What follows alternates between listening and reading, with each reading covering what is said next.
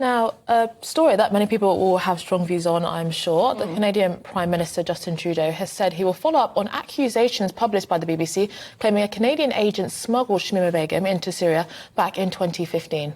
Yes, well, there are now fresh claims and new fresh claims in a book that suggests Britain later conspired to cover up Canada's role in that operation. Well, let's talk about this further with the editor of Spiked, Tom Slater. Thank you, Tom, for joining us on the programme. I mean, what's your reaction to this story? Because it does seem that the story of Shamima Begum has just not gone away. I mean, there's been many people that went out to Syria who have come back. Other people have had their citizenship removed. But the story of Shamima Begum seems to have not disappeared. What's your reaction?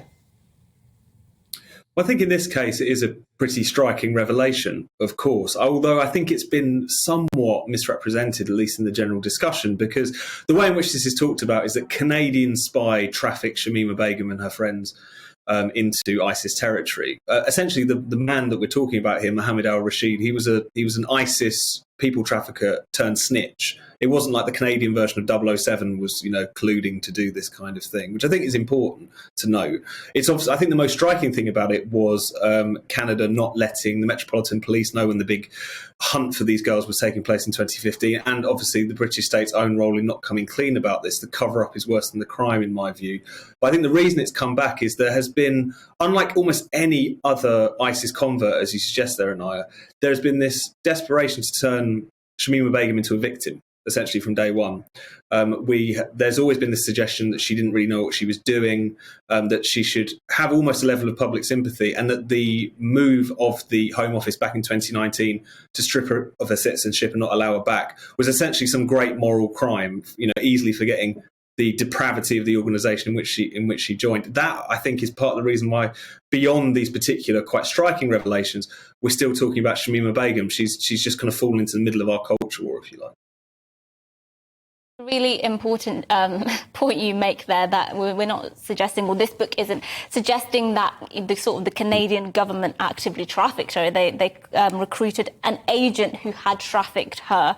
But I do wonder, even if this is the case, these allegations that Britain later covered it up, even if that is the case, would that necessarily change anything for Shamima Begum in terms of the potential of her returning to this country? Well, it seems like her legal team certainly wants to do that. They've been pursuing this argument for some time that she didn't really go of her own volition, that she was essentially groomed and that she was trafficked. And this will, they have already released statements suggesting that they're going to try to use this in their appeal against the Home Office's original decision, which was upheld by the Supreme Court a couple of years ago. But I feel that, beyond the kind of legal questions, which I'm not qualified to talk about, I think the nature of that comparison is actually incredibly grotesque. I mean, if we want to talk about people being taken against their will and forced to do things they don't want to do, why aren't we talking about the Yazidi women and girls who were sold into sexual slavery by a group that Shamima Begum opted to join? There are even reports that she was part of the ISIS morality police, that she carried her own Kalashnikov. When she was found in 2019 in that camp in northern Syria by the Times, she was unrepentant. She was talking about how she'd seen severed heads, but it didn't faze her because those people were enemies of Islam, and so they were right to be killed by the ISIS thought police, effectively. And yet this is the person who we're holding up as if she's some kind of pitiable victim. I get that the age in which she and her two friends left Bethnal Green is something which has struck a lot of people. But are we really suggesting, in quite an insulting fashion, that they didn't know what they were doing when the vast majority of young Muslim girls wouldn't even think about pursuing that kind of dangerous path and joining that kind of dangerous organisation?